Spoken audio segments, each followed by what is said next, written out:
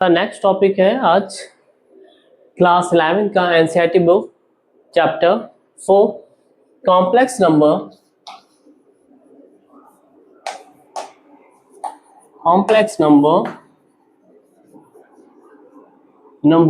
And quadratic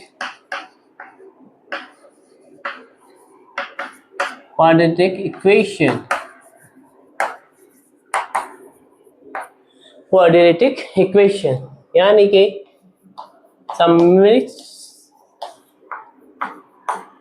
सम्मिश्र संख्या और द्विघात समीकरण।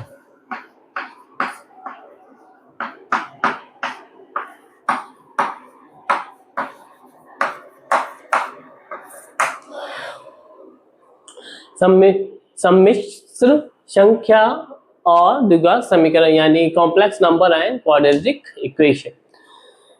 हमारे पास में कॉम्प्लेक्स नंबर जो होते हैं, एक जो द्विघात समीकरण एक इस तरह का भी होता है जैसे कि x² + 1 = 0। ये एक एक्सेप्शनल केस है ना। इसमें क्या है, x² की वैल्यू ये इधर गया था -1 आ जाती है।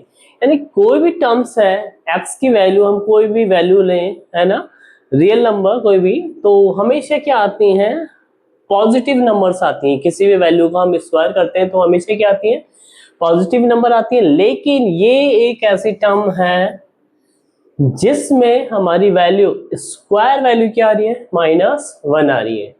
तो ये एक यानी ये जो स्क्वायर लॉ है उसको फॉलो नहीं करता है। तो इसकी वजह से ये -1 होने की वजह से, यानी स्क्वायर वाली जो वैल्यू है वो -1 की वजह से इसको हम यानी -1 को किससे रिप्रेजेंट करते हैं, आइटा स्क्वायर से। यानी -1 को किससे रिप्रेजेंट करते हैं, आइटा स्क्वायर से।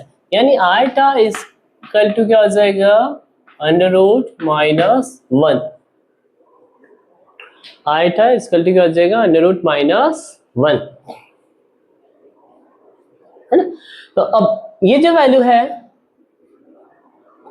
ये हमारी कॉम्प्लेक्स वैल्यूज को डिफाइन करती हैं, जिसमें कुछ पार्ट रियल होता है। अगर आइटा जैसे कि for example a + iota b, a हमारा रियल पार्ट होता है और ये जो पूरी वैल्यू है ये कॉम्प्लेक्स नंबर है। और a पार्ट रियल वैल्यू को शो करता है, b पार्ट हमारा है ना इमेजिनरी पार्ट को शो करता है। ये वास्तविक संख्या है ना, और ये काल्पनिक संख्या। बी हमारी क्या हो जाएगी, काल्पनिक, ये रियल वैल्यू और ये इमेजिनरी। इसको लिखते हैं RE और इसको लिखते हैं IM, इमेजिनरी पार्ट।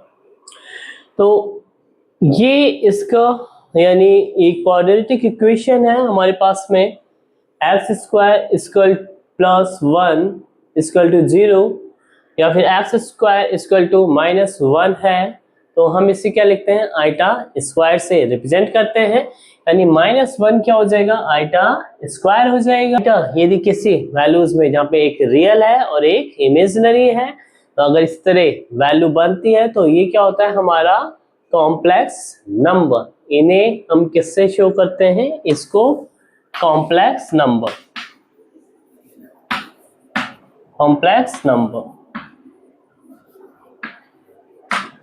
इसे किससे शो करते हैं हम, कॉम्प्लेक्स नंबर से। और इसको कॉम्प्लेक्स नंबर को हम रिप्रेजेंट करने के लिए z लिख देते हैं कि z = a + आइटा b। हमारे पास में z है, जो हमारी कॉम्प्लेक्स वैल्यू है वो क्या है, a + आइटा b है। अब इसको मैं रब कर रहा हूं, algebra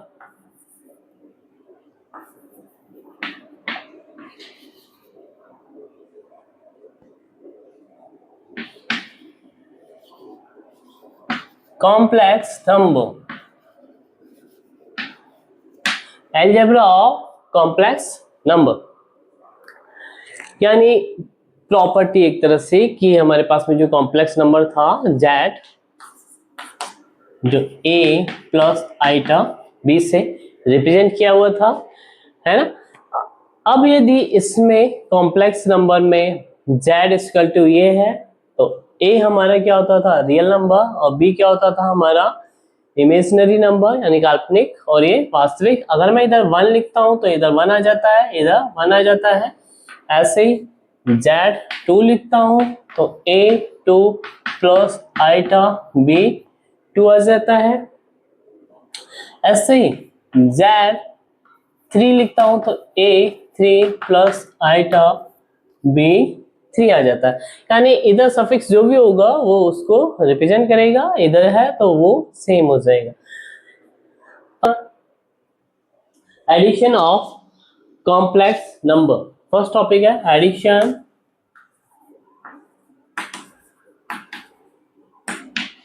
of complex number.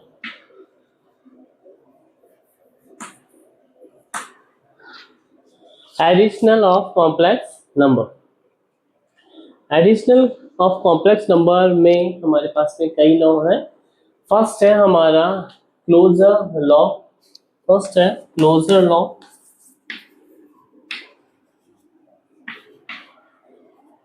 Closure law, closure law के अंदर हमारे पास में क्या है कि दो जो ये कॉम्प्लेक्स क्वांटिटी है Z1 एंड Z2, अगर इनका हमने सम किया, ऐड किया, तो तीसरी जो क्वांटिटी आएगी वो भी क्या होगी हमारी, वो क्वांटिटी भी कैसी होगी, कॉम्प्लेक्स क्वांटिटी ही होगी। यानी इस लॉ को कैसे डिफाइन करेंगे, Z equal to Z1 plus Z2, तो ये जो है इधर A1 plus iota B1 plus A2 plus iota B2, तो इसको हम लिख सकते हैं A1 plus A2 plus iota common ले लो B1 plus B2।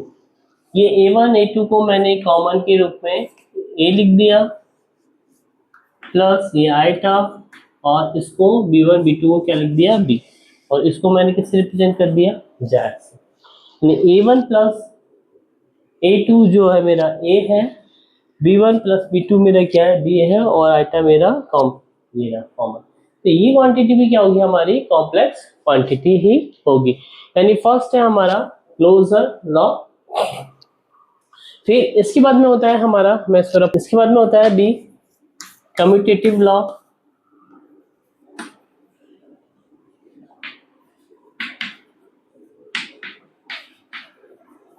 Commutative law, commutative law यानी कि Z1 प्लस Z2 है तो ये आपस में इंटरचेंज, यानी Z2 प्लस Z1 भी हो सकता है। यानी इधर है तो ये पहले Z2 प्लस Z1 भी हो सकता है। तो ये हमारे क्या होता है, कम्यूटेटिव लॉ। फिर नेक्स्ट है सी हमारा एसोसिएट।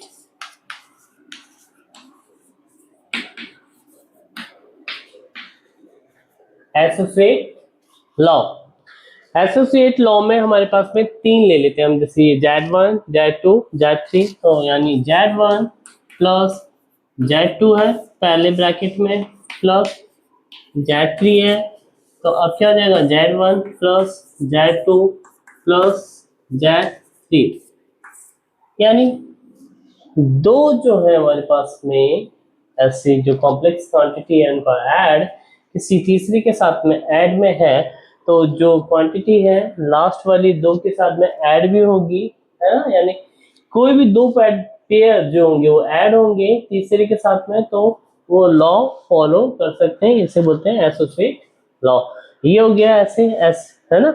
और इसमें एक और कर सकते थे, ये वाला Z1 plus Z3 plus Z2, यानी एसोसिएट वाला। यानी ये आपस में बदल भी सकते हैं, Z1 इधर Z3 कर दो, सपोज इधर Z3 होता तो ये आपस में बदल के भी इंटरचेंज करके भी फॉलो कर सकते हैं। यानी एसोसिएट को यानी दो कॉम्बिनेशन है ब्रैकेट में तीसरे के साथ में है, कोई भी दो कॉम्बिनेशन तीसरे के साथ में ऐड हो सकता है। एग्जिस्टेंस ऑफ एडिटिव आइडेंटिटी, यानी कोई भी आइडेंटिटी है, सपोज मेरी ये 0 प्लस आइटा 0 है ना, इसको हम क्या बोलते हैं, जीरो कॉम्प्लेक्स क्वांटिटी है ना, जीरो कॉम्प्लेक्स क्वांटिटी, इसको हम जेड से रिप्रेजेंट कर दिया सपोज। तो हमारे पास में ये जेड प्लस 0 जो होगा उसकी वैल्यू क्या होगी, जेड होगी, यानी ये एग्जिस्टेंस ऑफ एडिटिव आइडेंटिटी को शो करता है। इससे बोलते हैं हम जीरो कॉम्प्लेक्स क्वांटिटी है ना, और जेड प्लस 0 ये भी क्या होगा, जीरो कॉम्प्लेक्स क्वांटिटी होगा।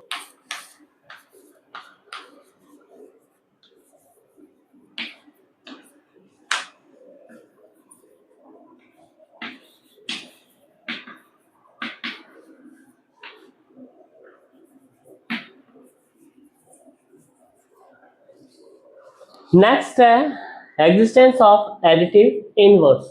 हमें पता है कि जेड इक्वल टू क्या है, ए प्लस आइटा बी है, तो मैं इसको एक नॉर्मल रूप में लिखूं तो क्या से, Z equal to A plus iota B है, तो इसकी कॉम्प्लेक्स क्वांटिटी जो होगी वो माइनस जेड जो होगा वो रिप्रेजेंट होगा माइनस ए प्लस आइटा माइनस बी।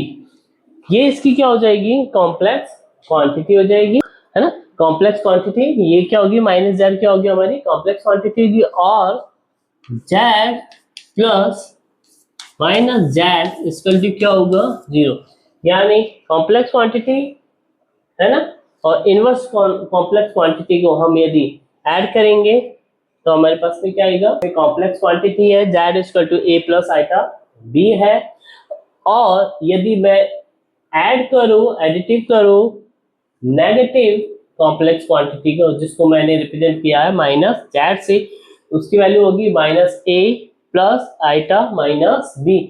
इन दोनों को यदि मैं ऐड करूंगा, एडिटिव करूंगा, ऐड करूंगा, तो Z plus minus Z equal to क्या होगा, 0, यानी इसकी वैल्यू क्या निकल के आएगी, 0 है। हमने जो टॉपिक करा था है ना, additive property of complex number, उसको मैंने एक साथ इधर लिख दिया, दो इजी रहेगा। इनकी प्रॉपर्टीज जो थी है ना, एडिशन उसके अंदर कॉम्प्लेक्स नंबर में, तो फर्स्ट था हमारा क्लोजर लॉ, यानी संवरक नियम। संवरक नियम के अंदर हमारे पास में यानी कोई कॉम्प्लेक्स क्वांटिटी है, कॉम्प्लेक्स नंबर है, जेड इक्वल टू है ना ए प्लस आइटा बी, और फिर ऐसे इसमें यानी मैंने सफिक्स लगा दिया, यानी Z1 इक्वल टू क्या कर दिया, A1 प्लस आइटा बी, और Z2 क्या कर दिया, A2 प्लस आइटा बी। अगर मेरे पास में Z1 और Z2 कॉम्प्लेक्स क्वांटिटी है तो इनको मैंने ऐड किया है ना, तो ये जो एडिंग भी होगा एज सच क्या होगा, कॉम्प्लेक्स क्वांटिटी ही होगा। इसे बोलते हैं हम क्लोजर लॉ, यानी संवरक का नियम। सेकंड है कम्यूटेटिव रिलेशन, यानी हमारे पास में दो कॉम्प्लेक्स नंबर है Z1 प्लस Z2, तो उनको अगर Z2 प्लस Z1 कर दें तो हम ये जो नियम होगा वो क्रम विनिमय, यानी पहले फर्स्ट था फिर सेकंड था फिर सेकंड हो गया और फर्स्ट हो गया, तो ये भी दोनों क्या होंगे, आपस में इक्वल होंगे। और फिर है एसोसिएट लॉ। एसोसिएट लॉ यानी साचार्य नियम। साचार्य नियम यानी मान लीजिए मेरे पास तीन कॉम्प्लेक्स क्वांटिटी हैं, तीन कॉम्प्लेक्स नंबर हैं, Z1 plus Z2 plus Z3, तो अगर मैंने दो Z1 और प्लस Z2 को ब्रैकेट में ले रखा है, यानी ऐड कर रखा है, यानी टू कॉम्प्लेक्स नंबर को एक साथ जोड़ रखा है, और फिर उसके बाद में किसी तीसरे कॉम्प्लेक्स को यानी Z3 को जोड़ा है, तो उसमें भी क्या होगा, अगर पहला दूसरा यदि एडिंग में है, तो अगर दूसरा और तीसरा यदि एडिंग में हो और फिर फर्स्ट के साथ में ऐड किया जाए, तो वो भी जो लॉ होगा यानी जिनकी जो वैल्यू होगी वो भी क्या होगी, इक्वल होगी। और फिर फोर्थ है existence of the editing identity, यानी योगात्मक तत्समक का अस्तित्व, यानी कोई भी हमारे पास में शून्य है यानी जीरो है प्लस और आइटा जीरो है, तो इसे हम शून्य सम्मिश्र संख्या बोलते हैं यानी जीरो कॉम्प्लेक्स नंबर बोलते हैं। और ये जो नंबर है अगर हमारे पास में वही यानी हमारी शून्य सम्मिश्र संख्या जो है यानी शून्य यानी जीरो कॉम्प्लेक्स नंबर है उससे यदि ऐड हो, है ना, और जीरो से ऐड हो तो उसकी वैल्यू भी क्या होगी, जेड ही रहेगी, यानी ये शून्य यानी जीरो कॉम्प्लेक्स नंबर होगा। और ऐसी एग्जिस्टेंस ऑफ, है ना, एडिटिव इनवर्स प्रॉपर्टी यानी आइडेंटिटी, तो योगात्मक प्रतिलोम का अस्तित्व, यानी प्रतिलोम मतलब हमारे पास में हमारी कोई कॉम्प्लेक्स क्वांटिटी है जेड जो है ए प्लस आइटा भी है, अगर मैंने जेड को क्या कर दिया, है ना, प्रतिलोम बनाना है मुझे, तो इधर क्या कर देंगे, माइनस लगा देंगे और इसकी जो वास्तविक और रियल जो है ना, ये रियल यानी वास्तविक संख्या है और जो ये बी इमेजिनरी होती है ना, ये इन दोनों को क्या कर देते हैं, माइनस कर देते हैं, यानी ये हो जाएगी ए माइनस और बी माइनस। अगर एडिंग है तो हमारे पास में ये जो टर्म्स होगी, ये माइनस जेड जो टर्म्स होगी वो होगी प्रतिलोम हमारी किसकी, जो हमारी पहले जो है ना कॉम्प्लेक्स नंबर था, है ना, यानी सम्मिलित संख्या थी, उसका क्या होगा, ये प्रतिलोम होगा, यानी ये क्या होगा, हमारा इनवर्स होगा किसकी, इस कॉम्प्लेक्स क्वांटिटी का, ये क्या है, इनवर्स है। और इन दोनों को यदि हम ऐड करें, इन दोनों को हम यदि ऐड करें तो हमारे पास में जेड प्लस, है ना, माइनस जेड, इसकी वैल्यू क्या होगी, जीरो होगी। तो ये मैंने एक साथ लिख दिया, यानी इसके ये एडिशनल वाले लॉ थे। अब ऐसा होता है, इसमें सब्ट्रैक्शन का भी होता है, डिवीजन का भी होता है, मल्टीपल का भी होता है, वो अपन स्टार्ट करते हैं। मैं इसको रब कर देता हूँ। हमारी ये जो प्रॉपर्टी थी, ये सारी क्या थी, एडिशन वाली थी, addition of two complex numbers. अब हमने क्या कर दिया है, अब multiplication of two complex number का है ना, यानी दो हमारे पास में क्या है, कॉम्प्लेक्स नंबर है। मान लीजिए हमारे पास में अब ये जो प्रॉपर्टीज है ना, ये सम में, अभी तो एडिशन में, अब एडिशन में ये जो चीज है इनको मैं रब करता जाऊंगा और इसी के अंदर ऐड करता जाऊंगा, जिससे अच्छी तरह इधर समझ में भी आ जाए। और फिर क्या होगा, इसमें सिर्फ एक प्रॉपर्टी और होती है ना, वो होती है डिस्ट्रीब्यूटेड लॉ, वो यानी बंटन का नियम, वो लास्ट में हम ऐड कर देंगे। तो पहले इसी को देख लो। मान लीजिए हमारे पास में ये टू कॉम्प्लेक्स जो थे, है ना, ये multiplication of two complex number है। अब क्लोज, मान लीजिए मेरे पास में Z1 है जो है A1 plus iota B1, Z2 है A2 प्लस आइटा B2। अब ये क्या है, मल्टीप्लिकेशन है, ये क्या है, ऐड है, तो मैं इसको मिटा रहा हूं, यानी ये एडिंग वाले जो नियम थे वो क्या हो जाएंगे, चेंज हो जाएंगे। ये वाला नियम भी क्या हो जाएगा, चेंज हो जाएगा, ये भी क्या हो जाएगा, चेंज हो जाएगा, है ना, थोड़ा सा, और ये भी चेंज हो जाएगा और ये भी चेंज हो जाएगा। तो जैसे कि इसको मिटा दिया तो हमारे पास में क्या आएगा इसकी जगह। अब ये देखो, इधर जो है हमारे पास में हम क्या कर रहे हैं, मल्टीप्लाई कर रहे हैं, मल्टीप्लाई, यानी मल्टीप्लाई जो होगा, यानी वो भी क्या हुआ, ऐसा जो दूसरा प्रोडक्ट बनेगा हमारा, है ना, वो भी क्या होगा, हमारा कॉम्प्लेक्स क्वांटिटी ही होगा। यानी Z1 डॉट Z2 किया तो ये जो होगा Z1 Z2, है ना, ये क्वांटिटी भी क्या होगी हमारे पास में, एक कॉम्प्लेक्स क्वांटिटी ही होगी, है ना। और इसको करने के लिए सिंपल सा है, ये इससे मल्टीप्लाई हो जाएगा, फिर ये इससे मल्टीप्लाई हो जाएगा, फिर ये इससे मल्टीप्लाई हो जाएगा, फिर ये इससे मल्टीप्लाई हो जाएगा।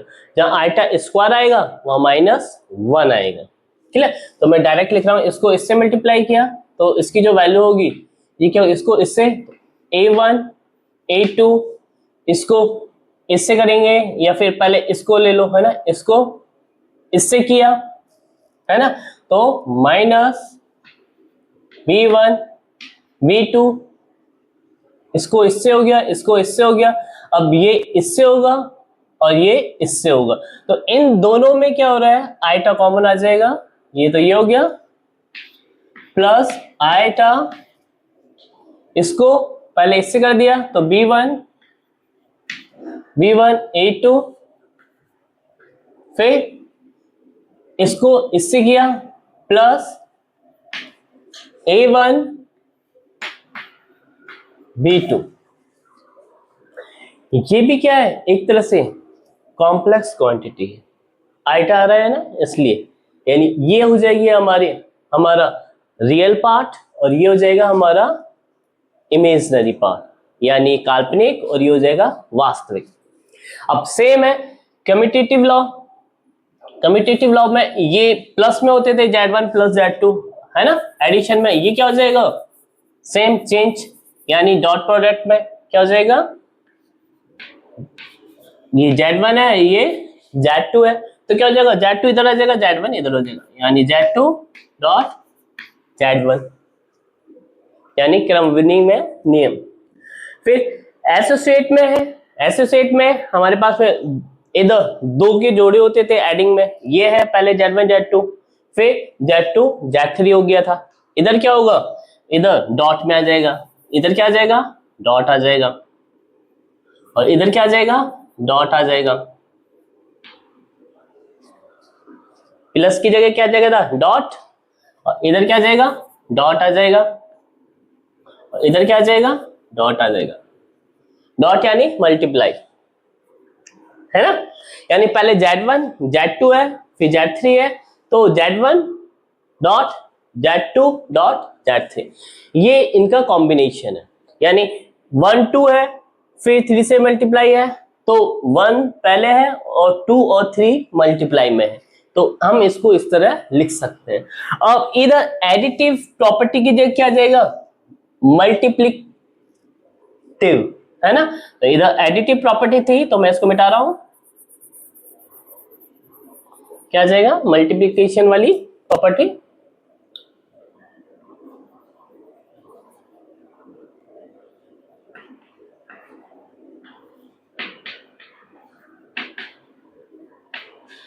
मल्टीप्लिकेटिव आइडेंटिटी, ये योगात्मक थी यानी योग करने वाला, ये क्या आ जाएगा, गुणात्मक।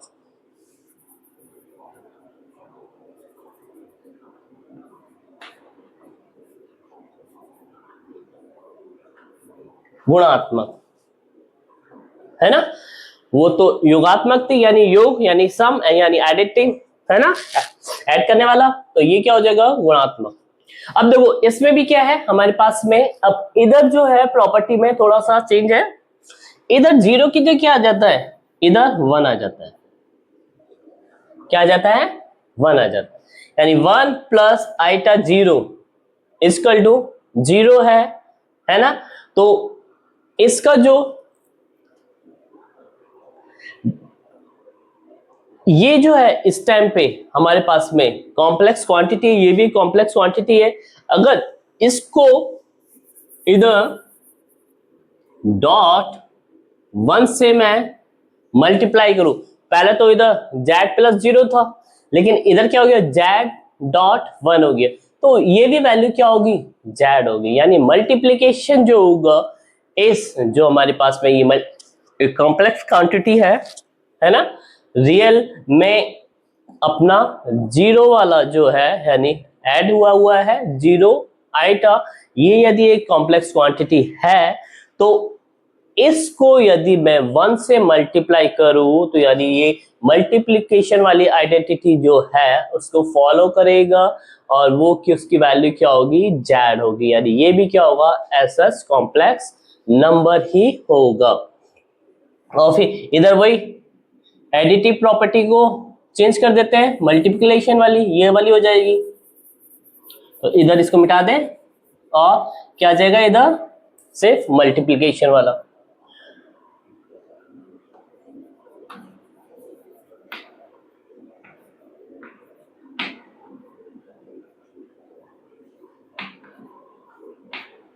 मल्टीप्लिकेटिव इनवर्स, और ये हो जाएगा गुणात्मक।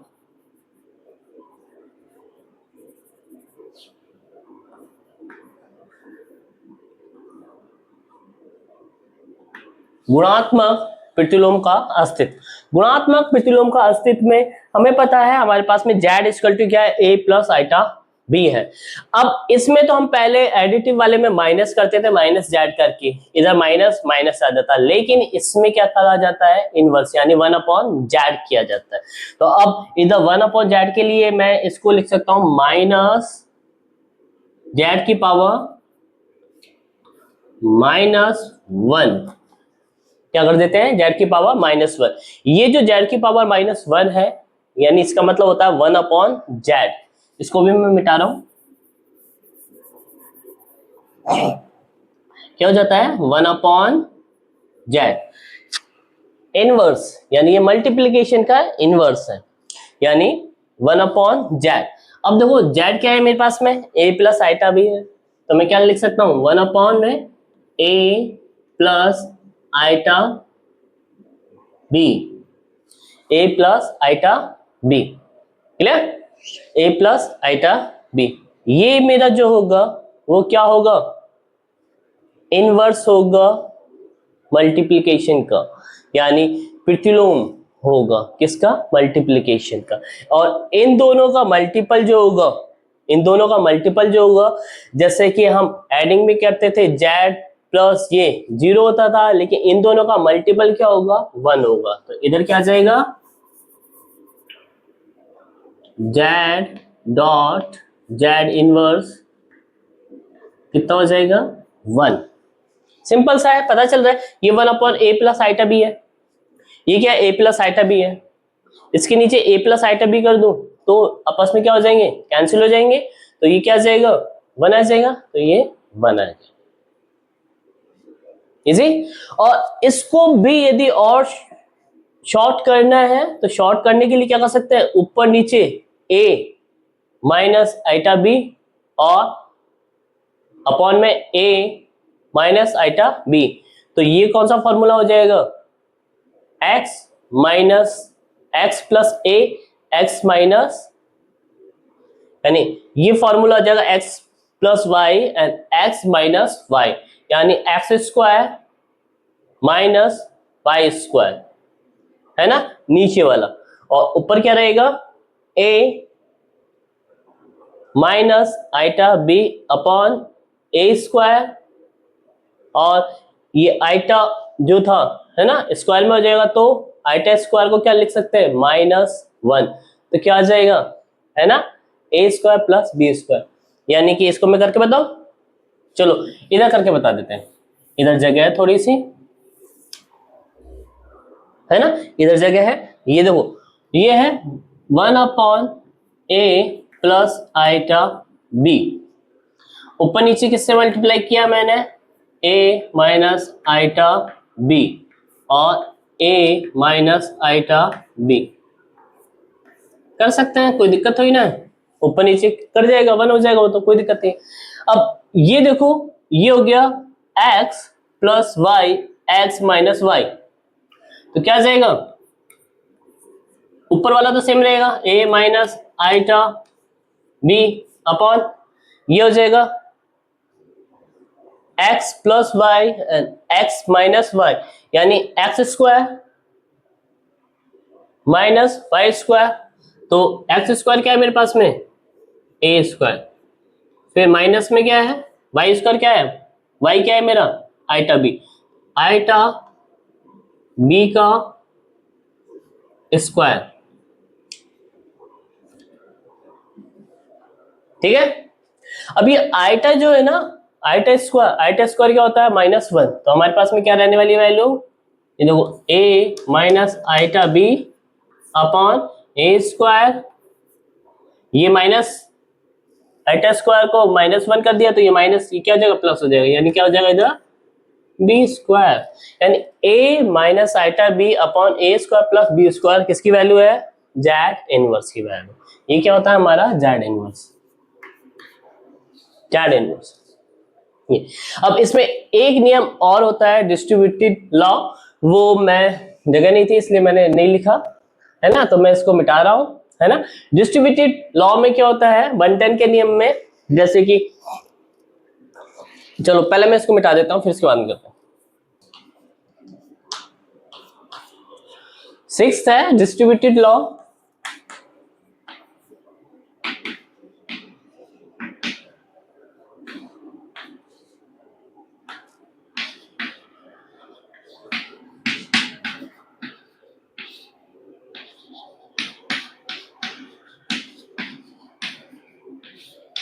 बंटन का नियम, बंटन का नियम है, मान लीजिए मेरे पास में तीन ये इस तरह की क्वांटिटी है, जैसे कि Z1 Z2 and Z3। Z3 हो गया A3 प्लस आइटा B3। ये बंटन का नियम या डिस्ट्रीब्यूटेड लॉ क्या कहता है, मान लीजिए ये मेरे पास में Z1 है और ये Z2 प्लस Z3 है ना, और ये डॉट प्रोडक्ट है, यानी डॉट प्रोडक्ट है और ये एडिशन वाला है।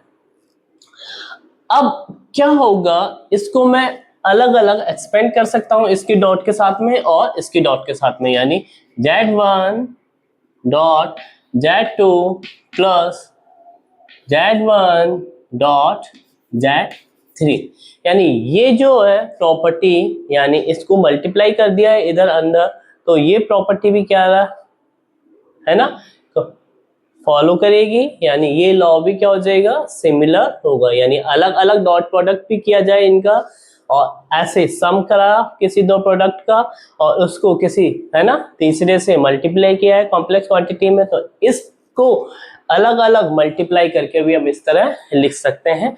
ये होता है हमारा डिस्ट्रीब्यूटेड लॉ, यानी बंटन का नियम। अब था ये है ना मल्टीप्लिकेशन में, अब है सब्ट्रैक्शन वाले में।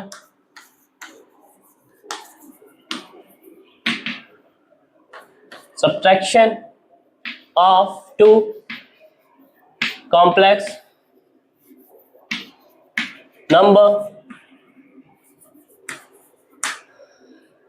टू कॉम्प्लेक्स नंबर है ना।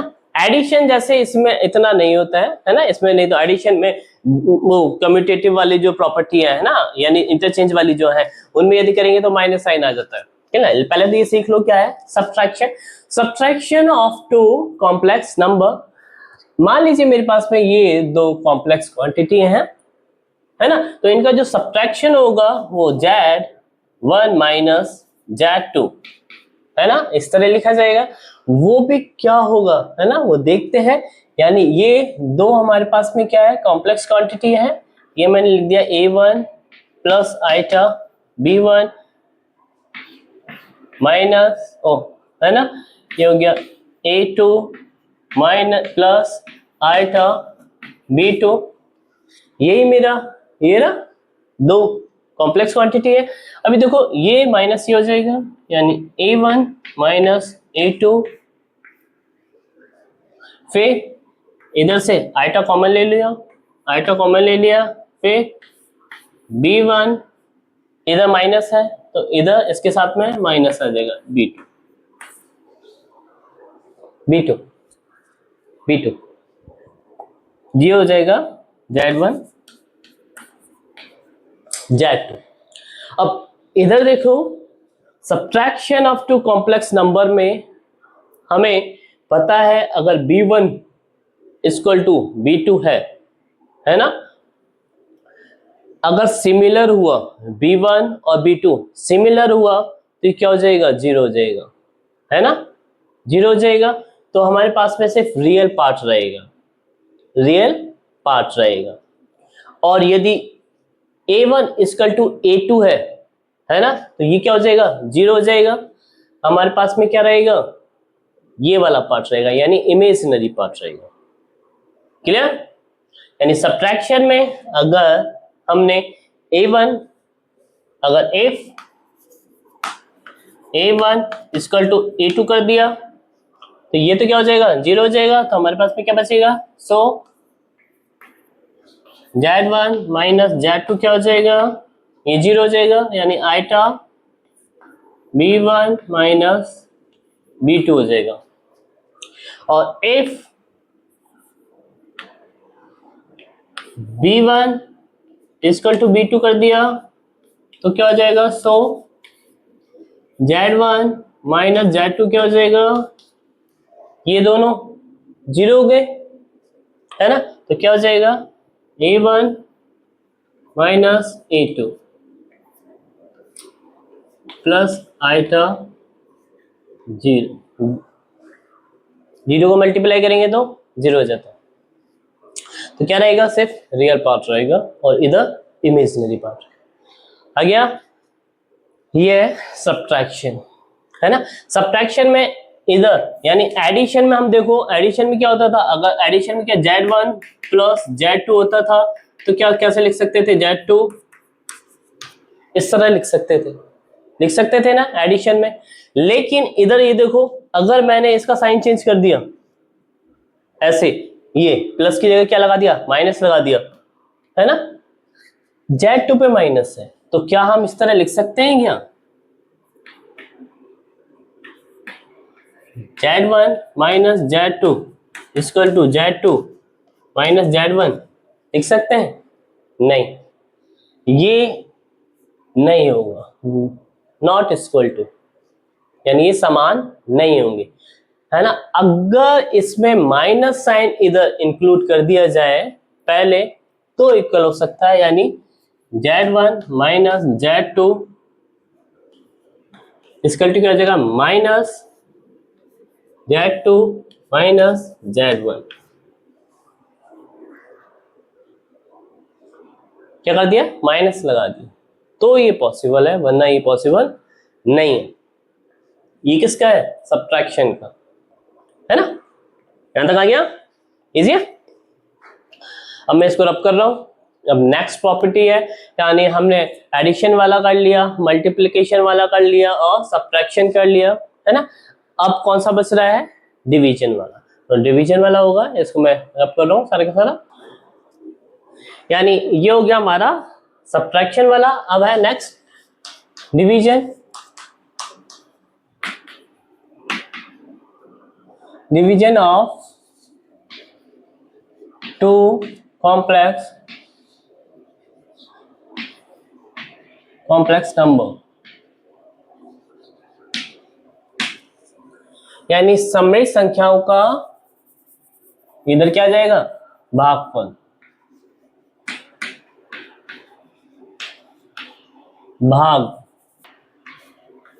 भागफल, यानी सममित क्या जाएगा, सममित संख्याओं का भागफल। अब भागफल में बहुत इजी है, हमारे पास में टू जो Z1 और Z2, मान लीजिए ये दो क्वांटिटी थी Z1 Z2, तो हम कैसे लिख सकते हैं भागफल को। हमारे पास में Z1 क्या है, A1 plus iota B1 and Z2 क्या है, A1 प्लस आइटा B2 है। डिवीजन यानी डिवीजन होगा, सो डिवीजन होगा हमारा Z1 upon Z2, Z1 upon Z2। इसकी भी एक प्रॉपर्टी है ना। ये क्या है, इफ Z2 जो है वो इक्वल 0 की नहीं होना चाहिए, यानी 1/0 क्या हो जाता है, इनफाइनाइट हो जाएगा, है ना। डिवीजन तभी होगा, है ना, ये वाले पे। अब इजी है बहुत, Z1 अपॉन Z2 कैसे है, Z1 क्या है, A1 प्लस आइटा B1, इधर क्या है, ओ ये A2 है ना, A1 की जगह A2 है, ये ध्यान रख लेना, है ना। तो अब इधर आ जाएगा A2 प्लस आइटा B2। अब इधर देखो, जैसे मैंने इधर किया था ना, ऊपर नीचे, है ना, इधर इंटरचेंज, यानी जो हम कॉम्प्लेक्स नंबर है अगर इधर होते हैं ऐसे, है ना, तो इसको ऊपर नीचे क्या कर देते हैं, हम मल्टीप्लाई कर देते हैं इस इधर साइन माइनस करके, तो हमारे पास में वो क्वांटिटी आ जाती है, यानी वैल्यू।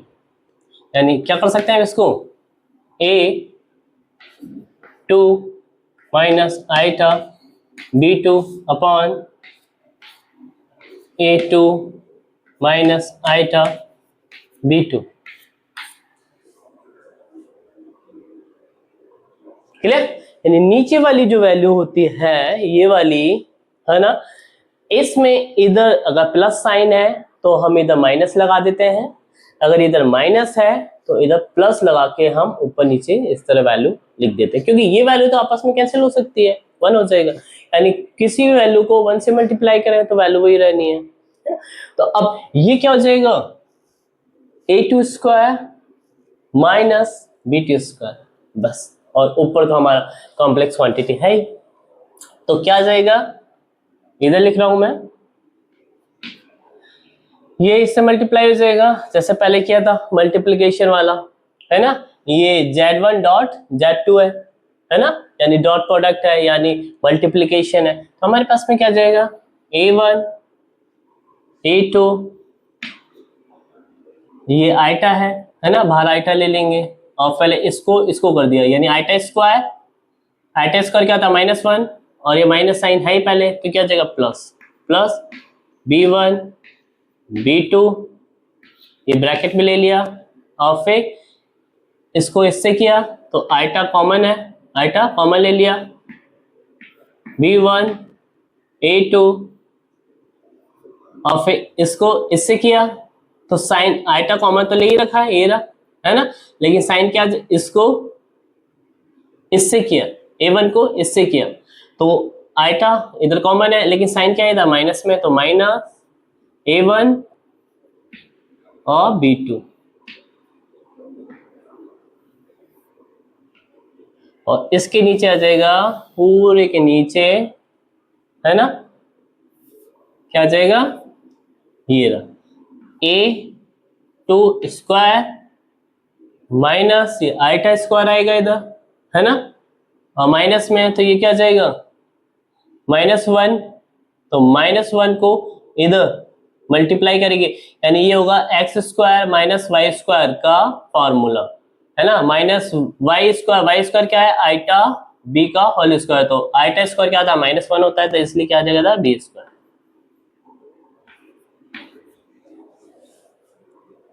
ये इसका डिविजिबल यानी, है ना, भागफल वाला फॉर्मूला हो जाएगा, यानी भागफल इसका इस तरह निकलेगा।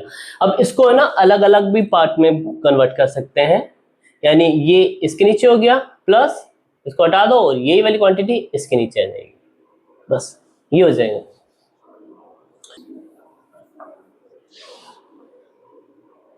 यानी कि कैसे कर सकते हैं इसको, a1 a2 plus b1 b2 upon a2 square plus b2 square, है ना, ये जो था, है ना, ये वाला, ये किसका फॉर्मूला था, x square minus Y square वाला, तो इसको कैसे लिखते हैं अपन, एक्स माइनस वाई और एक्स प्लस वाई, ये वाला फॉर्मूला था इधर, है ना।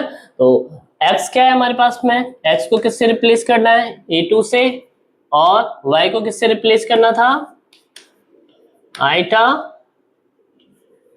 b2 से, बस इधर इधर वैल्यू रखनी थी हम, ये तो ये रहा और ये रहा, और मैंने ये डायरेक्ट इधर लिख दिया, तो आइटा b2 है तो स्क्वायर करेंगे तो -1 आएगा ना इधर, तो इसलिए मैंने इधर प्लस कर दिया, ठीक। अब ये हो जाएगा प्लस ये iota b1 a2 minus a1 b2 upon में a2 square plus b2 square, ये इसका division of two complex number हो जाएगा, यानी भागफल दो सम्मिश्र संख्याओं का। नेक्स्ट है हमारा, नेक्स्ट टॉपिक है हमारा आइटा की घात, power of iota, power of iota यानी आइटा की घात, यानी कि कहने का मतलब है आइटा होता है हमारे पास में √-1, क्या होता है √-1, मैंने स्क्वायर किया तो क्या हो गया, आइटा स्क्वायर इसका क्या हो जाएगा -1, फिर स्क्वायर किया आइटा स्क्वायर इसका कितना हो जाएगा, ऐसे,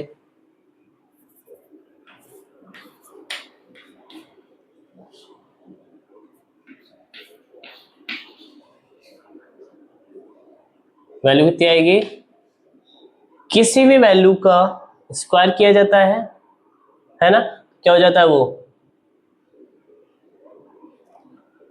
प्लस हो जाता है, यानी कि है ना, वो एक एक्सेप्शनल केस था जो एक्स स्क्वायर प्लस वन, ये वाला याद मत करो, है ना, ये है तो हाइट है तो आ ही जाता है ना। इसका मतलब ये नहीं है कि किसी भी वैल्यू का स्क्वायर करेंगे तो पॉजिटिव आता है, नहीं ऐसा नहीं है, इस केस में ऐसा नहीं था, है ना, एक्स हम कोई भी वैल्यू रखें तो ये पॉजिटिव हो, नहीं ये -1 आ रहा है। तो अब इधर है हमारे पास में क्या है, -1 डॉट -1, अब तो कर सकते हैं, माइनस माइनस क्या हो जाता है, प्लस हो जाता है, ये प्लस हो जाता है, हो गया। अब फिर ये क्या आ जाएगा, a इंटू बी कितना हो जाएगा 4, आइटा की 4 क्या हो जाती है प्लस में 1, है ना। अब ऐसे आइटा की पावर ये है, आइटा स्क्वायर ये है, तो आपने डायरेक्ट तो ले लिया सर, इधर 2 से ये 4, 3 कहाँ रह गया, चलो 3 पे पहुंचते हैं। अब ये है तीनों, तो आइटा 3 निकालने के लिए इन तीनों की जरूरत पड़ेगी, यानी इन दोनों की तो जरूरत पड़ने वाली है ना, इसकी जरूरत नहीं पड़ेगी। आइटा की पावर 3 है, इधर ये देखो अंडर रूट -1 की पावर 3 है, मैं इससे क्या कर सकता हूं, अंडर रूट -1 2 डॉट में अंडर रूट -1 की पावर 1 कर सकते हैं, है ना। ये वैल्यू क्या आती है -1, ठीक है, तो ये क्या जाएगा इधर -1, और ये किसको रिप्रेजेंट करता है, आइटा को, तो क्या जाएगा आइटा, क्या जाएगा माइनस आइटा इज द ये, ठीक है, क्या देखा गया। 4 वाला भी लेना होता तो मैं क्या करता, इधर देखो आइटा 3 है, कैसे लिख सकते हैं आइटा 4 -1 कर सकते हैं, 4 -1 का मतलब है आइटा की पावर 4 ये डिवाइड में आइटा, ऐसे, या फिर कैसे, ये ना आइटा की पावर 4 और आइटा की पावर -1, ये एक लॉ फॉलो कर रही है, a की पावर x डॉट b की पावर x कैसे लिखते हैं, है ना, a या फिर ए बी की पावर, है ना, x ऐसे लिखते हैं, ये लॉ है। और फिर हमारे पास में b यदि सेम है, ऐसे जैसे a की पावर x है और डॉट a की पावर n है, तो हम कैसे लिखते हैं इसके, a की पावर x प्लस n लिखते हैं, और a की पावर x है और a की पावर -n है, तो कैसे लिखते हैं a की पावर x -n लिखते हैं, है ना। और इस चीज को a की पावर -n को हम कैसे लिखते हैं 1/a की पावर n लिखते हैं। ये क्या होता है, लॉ होते हैं पावर्स के, क्या तक आया, है ना। और भी होता है a की पावर x है और इधर n है ना, तो ये क्या हो जाता है, इससे मल्टीप्लाई हो जाता है ना, तो क्या हो जाता है a की पावर x इंटू n हो जाता है, n हो जाता है, क्लियर, जहां तक।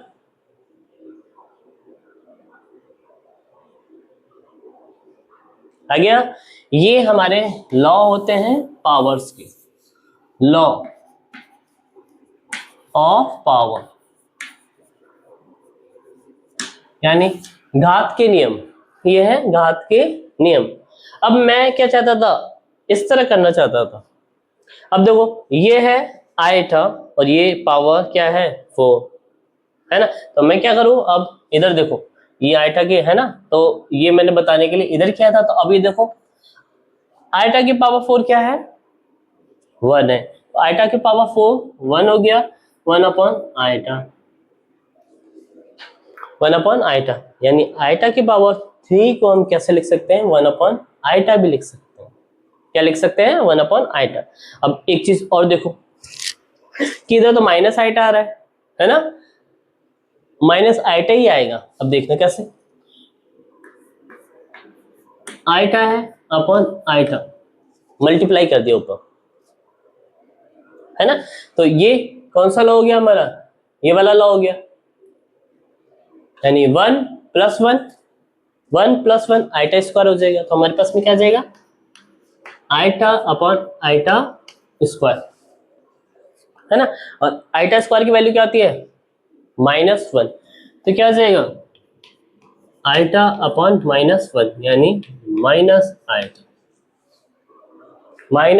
Iota.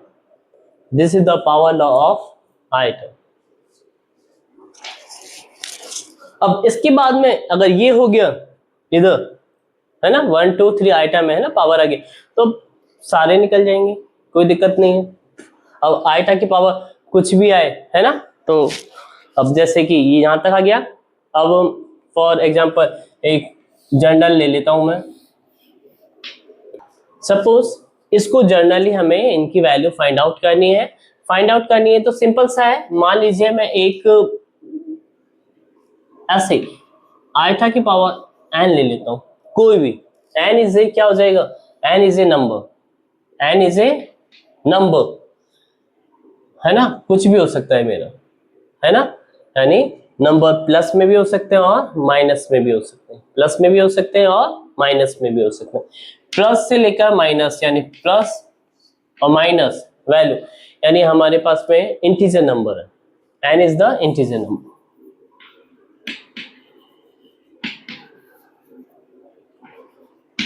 n is a integer number. Iota की पावर n है ना।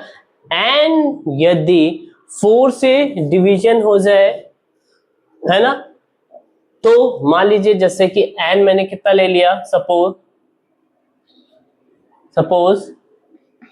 s को मैं सपोज से डिफाइन कर रहा हूं, n को मैंने क्या ले लिया, 23 ले लिया, n is the 23, n is the 23। तो 4 से इसको डिवाइड करो, 4 से डिवाइड करो, है ना, कितना होगा, 5 टाइम्स में जाएगा, है ना। और कितना बचेगा, लेफ्ट कितना बचेगा, है ना, 3 बचेगा। लेफ्ट कितना बचेगा,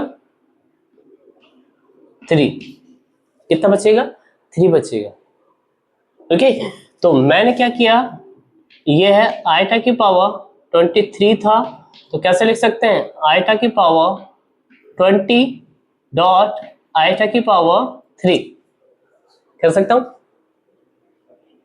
आइटा की पावर 3। ठीक है, तो अभी देखो आइटा की पावर 20, तो 4 का डिवीजन है, तो क्या आ जाएगा, +1, और आइटा की पावर 3 हमारे पास में क्या है, माइनस आइटा, यानी इसकी वैल्यू क्या आएगी, माइनस आइटा, क्या आएगी, माइनस आइटा। क्लियर। पहले हमें 1 वाला जो है ये निकालना है ज्यादातर, कि +1 हो जाए हमारी क्वांटिटी कोई सी भी, है ना।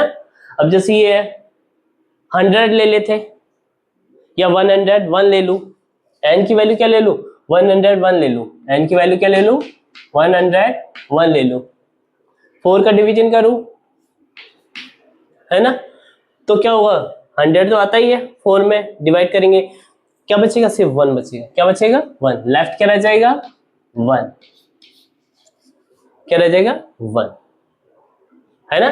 यानी कि n की वैल्यू 101 है, यानी इधर कितना लिख सकते हैं, 101 लिख सकते हैं, और फिर इधर आ जाएगा आइटा की पावर 100 डॉट आइटा की पावर 1, ऐड करेंगे ऐसे, है ना, ऐसे, तो क्या आता है हमारे पास में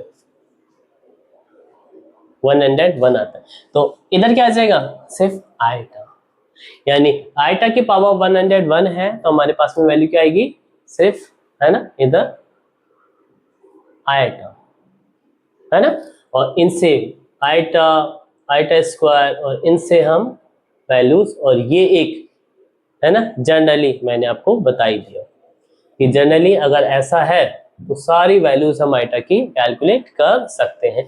4 का डिवाइड करना है, बाकी जो बचे इस लॉ को फॉलो करना है, ये वाले लॉ जो भी बच जाए, है ना, ऐसे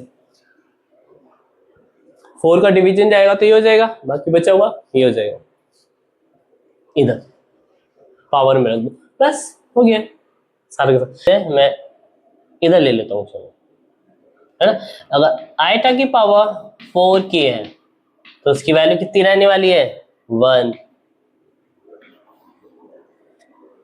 क्या रहने वाली है, 1, और आइटा की पावर 4k प्लस 1 है, प्लस 1 है ये, है ना, तो क्या रहने वाली है, आइटा, है ना, और आइटा की पावर 4k प्लस 2 रहने वाली है, तो कितनी रहने वाली है, -1, यानी आइटा की पावर 4k प्लस 2 हो तो कितनी वैल्यू रहेगी, -1,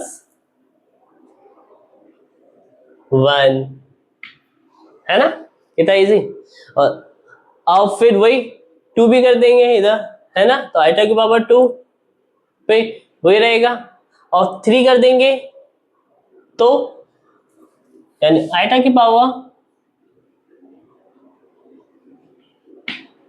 4k प्लस 3 कर दिया तो वैल्यू कितनी रहेगी, आइटा की पावर 4k तो हो गया, 1 रह जाता है, तो ये 3 वाला, यानी क्या रहेगी, माइनस आइटा, कितनी रहेगी, माइनस आइटा, ये इसका रिप्रेजेंट हो गया।